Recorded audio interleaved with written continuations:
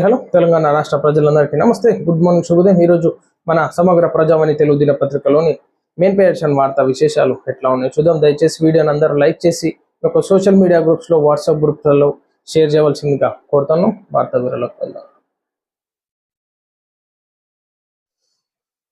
RTC ఉద్యోగులతో నేడు మంత్రుల బృందం చర్చలు. కార్మికులు ఎలాంటి ఉద్రేకపూరిత చర్యలకు దిగొద్దు, కాళేశ్వరం తీర్పు పరిశీలించాక తదుపరి చర్యలు, సిబిఐ విచారణ కోసం ఒత్తిడి పెంచాలని నిర్ణయం, మంత్రుల జీతాల్లో 50% రిటైర్డ్ ఉద్యోగుల బకాయిల చెల్లింపులు, 100 రోజుల్లోగా బకాయిలు పూర్తిగా చెల్లింపు, సహకార సంఘాల ఎన్నికలు నిర్వహించాలని నిర్ణయం. వివరాలు వెల్లడించిన మంత్రులు పొంగులేటి, ఉత్తమ్, బాకిటి శ్రీహరి. సో మొత్తానికి ఆర్టీసీ ఉద్యోగులతో నేడు మంత్రుల బృందం భేటీ చర్చలు జరపనున్నట్టుగా చూసుకోవచ్చు. సో మొత్తానికి ఆర్టీసీ కార్మికులు అన్నారు, సమన్వయం పాటించి దయచేసి ఆత్మహత్యలకు పాల్పడవద్దు, మీ కుటుంబం పైన భారం పడుతుంది, దయచేసి రాష్ట్ర ప్రభుత్వం నిర్ణయం తీసుకునేదాకా ఆగండి, మీరు పెట్టినటువంటి రాష్ట్ర ప్రభుత్వం ముంగట పెట్టినటువంటి డిమాండ్స్ పరిశీలించి ఖచ్చితంగా మీకు న్యాయం జరిగే విధంగా నిర్ణయం తీసుకుంటారని చెప్పేసి మేము ఎక్స్పెక్ట్ చేస్తాను. సో ఈనాడు సమన్వయం పాటించు, కుటుంబానికి పెద్దగా ఉన్నటువంటి ఒక వ్యక్తి చనిపోతే ఆ కుటుంబం మీద భారం పడుతుంది. సో దయచేసి మీరందరూ ఓపిక పట్టాల్సిందిగా కోరుతాను. బెంగాల్ అసెంబ్లీ ఎన్నికల్లో భాజపాదే విజయం. మే 4న రాష్ట్రం అంతా మిఠాయిలు పంచుదాం, ప్రశాంత వాతావరణంలో ఎన్నికల జరగడం విశేషం. నదియాలో జరిగిన ఎన్నికల ప్రచారంలో ప్రధాని మోడీ. సో మొత్తానికి బెంగాల్లో గెలిచేది బీజేపీ, తప్పకుండా విజయం సాధిస్తుందని ప్రధాని మోడీ గారు ధీమా వ్యక్తం చేశారు. మే 4న ఎన్నికల ఫలితాలు వెలువడ్డాక రాష్ట్రమంతా మిఠాయిలు పంచుతామని పేర్కొన్నారు. పశ్చిమ బెంగాల్లోని నదియాలో జరిగిన ఎన్నికల ప్రచారంలో ప్రధాని నరేంద్ర మోడీ పాల్గొన్నట్టుగా చూసుకోవచ్చు. ఉత్తరప్రదేశ్లో ఘోర రోడ్డు ప్రమాదం. అదుపు తప్పి ముందున్న వాహనాలను ఢీకొన్న ట్రక్కు, వాహనాలు ఢీకొనడంతో మంటలు చెలరేగి 11 మంది సజీవ దహనం. చాలా బాధాకరం. ఈనాడు అదుపు తప్పడము, ఆ నిద్రమత్తు, స్పీడ్ కంట్రోల్ కాక, ఇవన్నీ ఎంత కంట్రోల్ చేద్దాం అనుకున్నాను నేను. నిజానికి యాక్సిడెంట్లు రోజు జరుగుతాయి, రోజు మనం చూస్తూనే ఉన్నాం వార్తలలో. దయచేసి వాహనదారులు స్పీడ్ అతిక్రమించి పోవడము, నిద్ర కంట్రోల్ చేసుకొని డ్రైవింగ్ చేయడము, ఇవన్నీ మానుకోవాలి. డ్రింక్ అండ్ డ్రైవింగ్ కానీ, ఎక్స్పీరియన్స్ డ్రైవింగ్ లేకపోతే, నైట్ డ్రైవింగ్ చేయడానికి వీలు కాకపోతే దయచేసి వెహికల్ని ఆపుకొని రెస్ట్ తీసుకొని ముందుకెళ్ళాలి. కానీ ఈనాడు తొందర పోతే ఎవరేం కిరీటం పెట్టరు, ఎవరేం గద్ద మీద కూర్చోబెట్టరు.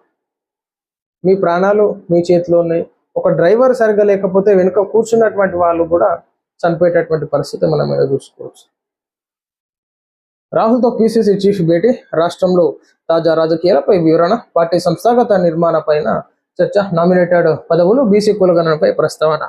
మహేష్ కుమార్ గౌడ్ గారు మన రాహుల్ గాంధీ గారిని కలవడం జరిగింది. సో రాష్ట్రంలో తాజా రాజకీయాల పరిస్థితులు ఏ విధంగా ఉన్నాయి, ఏ నియోజకవర్గంలో ఎట్లా పరిస్థితి ఉన్నాయి, కాంగ్రెస్ పార్టీ ఏ విధంగా ఇంకా గ్రాఫ్ పెంచడానికి ప్రయత్నిస్తూ ఉంది. సో వీటన్నిటిపైన మహేష్ కుమార్ గౌడ్ గారు నామినేటెడ్ పదవులు, బీసీ కులగణన పైన ప్రస్తావన మాట్లాడడం జరిగిందన్నమాట. ఆజాద్ సెంటర్ ఆఫ్ ఎక్సలెన్స్ ప్రారంభించిన మంత్రి శ్రీధర్ బాబు. సిద్దిపేట జిల్లా ములుగు మండలం తునికి బొలారం టీజీఐసి ఇండస్ట్రియల్ పార్క్లోని Azad centre of excellence innovation సెంటర్లో 7,500 చదరపు మీటర్ల విస్తీర్ణంలో ఏర్పాటు చేసిన the exclusive lean manufacturing facility for Baker Hughes ను గురువారం రాష్ట్ర ఐటీ శాఖ మంత్రి ప్రారంభించినట్టుగా చూసుకోవచ్చు. పోలింగ్ ప్రశాంతం. తమిళనాడు, పశ్చిమ బెంగాల్లో రికార్డ్ స్థాయిలో ఓటింగ్. బెంగాల్లో ఘర్షణలు, పోలింగ్ కేంద్రాల వద్ద ఉద్రిక్తం, ఓటేసిన సినీతారలు, ప్రముఖులు. సో ప్రశాంతంగా ఎన్నికలు అయితే సమాప్తమైనవి. సో మరి రిజల్ట్స్ రోజు ఎట్లుంటుందో మొత్తం చూడాలి. హైకోర్టు తొలి మహిళ సీజేగా జస్టిస్ అలీసా గిల్. అభినందనలు తెలిపిన సీఎం చంద్రబాబు.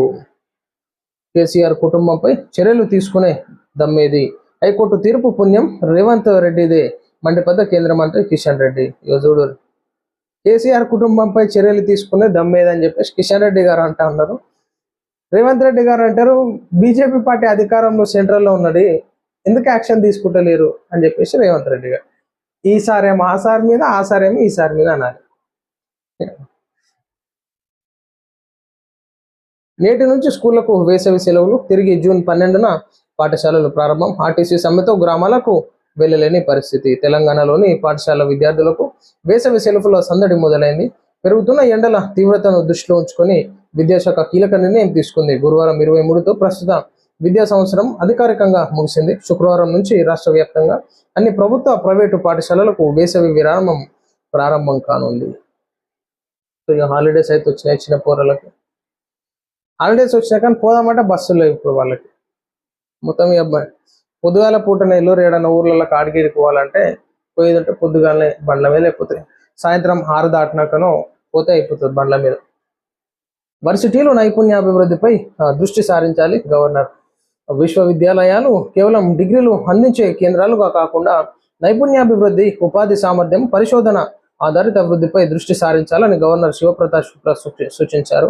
గురువారం లోక్ భవన్లో వర్సిటీల వీసీల సమావేశంలో ఆయన మాట్లాడుతూ ఉపకులపతులు స్వయంగా తరగతులు బోధిస్తూ విద్యా నాయకత్వానికి ఆదర్శంగా నిలవాలని కోరారు. ప్రభుత్వం కోర్సుల రూపకల్పన, skill India, startup India, digital India వంటి జాతీయ కార్యక్రమాలపై దృష్టి సారించాలని తెలిపారు. ఉన్నత విద్యా మండలి చైర్మన్ ప్రొఫెసర్ వి బాలకృష్ణారెడ్డి మాట్లాడుతూ ఈనాడు వర్సిటీలో నైపుణ్యాభివృద్ధిపై దృష్టి సారించాలి. ఓన్లీ పట్టాలకు మాత్రమే కాదు, ఈనాడు